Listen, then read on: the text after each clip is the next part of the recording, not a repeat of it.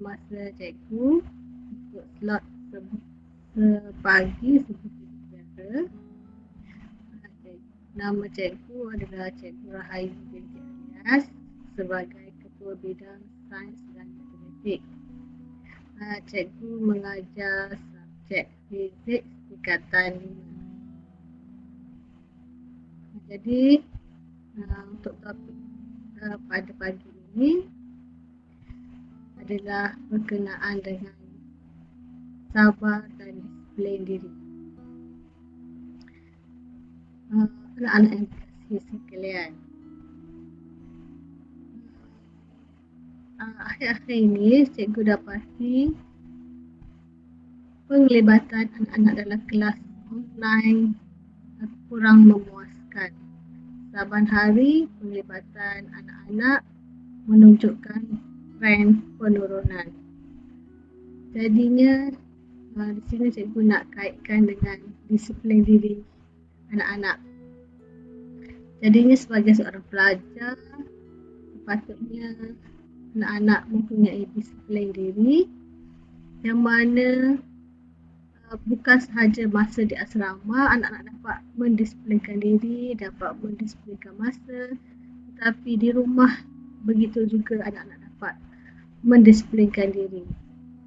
Kerana disiplin diri ini telah bermula semasa anak-anak berada di tingkatan 1 lagi. Sepatutnya disiplin itu menjadi satu jati diri anak-anak. Jadinya dengan penglibatan PDPR anak-anak semua menunjukkan disiplin diri dalam diri sebahagian besar masih kurang.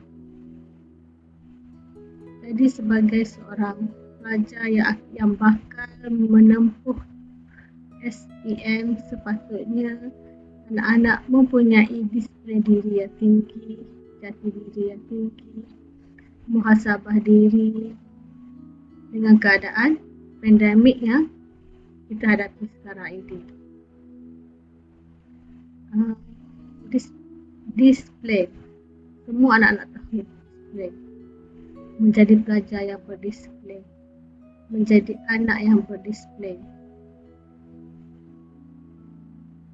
Cikgu pasti ramai di kalangan ibu bapa anak-anak terdiri daripada ibu bapa yang berkejaya. Jadinya di sini ramai ibu bapa yang tidak dapat monitor anak-anak di rumah sepanjang proses PDPR. Semuanya bergantung kepada diri anak-anak.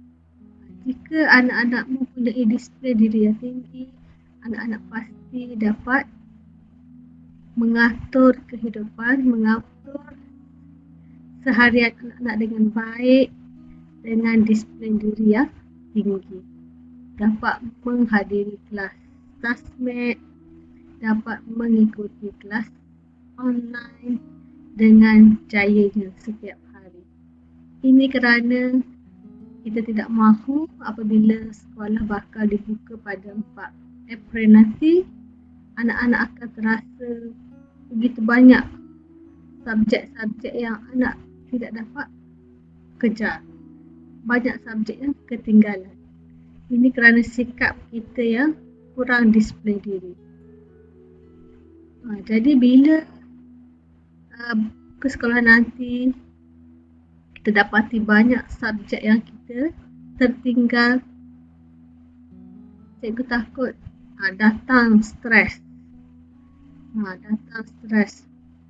Tidak mampu mengawal stres. Jadi kalau kita tengok salah satu penyakit yang agak popular pada masa kini adalah stres. Ramai orang yang mengalami masalah stres sejak bermula daripada PKP. Ini kerana kita gagal mengawal emosi kita, gagal mengawal sikap kita, dan seterusnya akhirnya menjurus kita ke arah stres.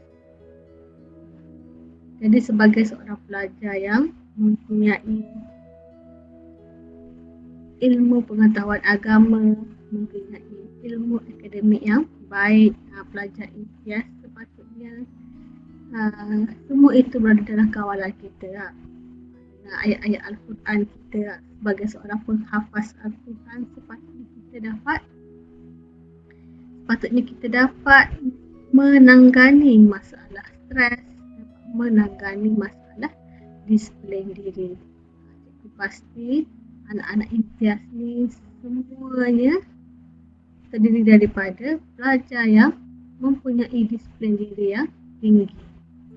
Jadi untuk itu cikgu harap anak-anak dapatlah mengikuti kelas PDPR yang berbaki 1 minggu saja lagi. Teruskanlah usaha anak-anak dalam mengikuti kelas online. Kita kena sabar dalam perjuangan kita masih belum selesai. Perjuangan anak-anak masih belum selesai dan masih belum bermula. Sekolah belum buka lagi ya. Jadi banyak perkara yang anak-anak kena tempuhi untuk SPM 2021.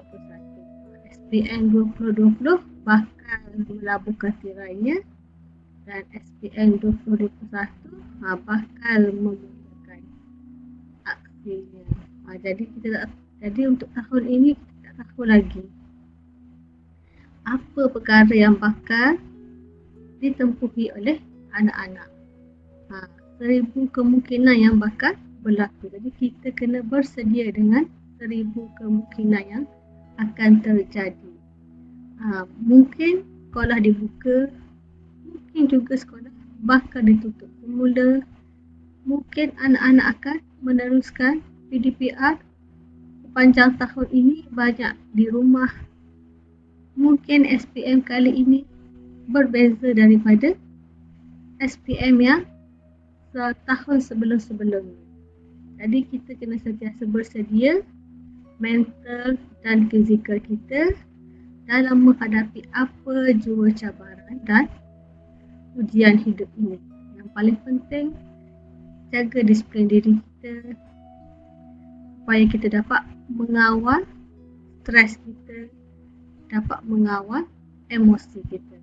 Jadilah pelajar yang cemerlang, pelajar yang berdisiplin, pelajar yang sihat emosi, sihat mental. Jadi itulah yang kita harapkan daripada anak-anak pelajar. Okey, semoga kita berjumpa lagi di lain masa. Harapan cikgu semua anak-anak sihat dan dapat kembali ke sekolah dengan ceria dan sedia kala. Wallahualam. Assalamualaikum warahmatullahi wabarakatuh.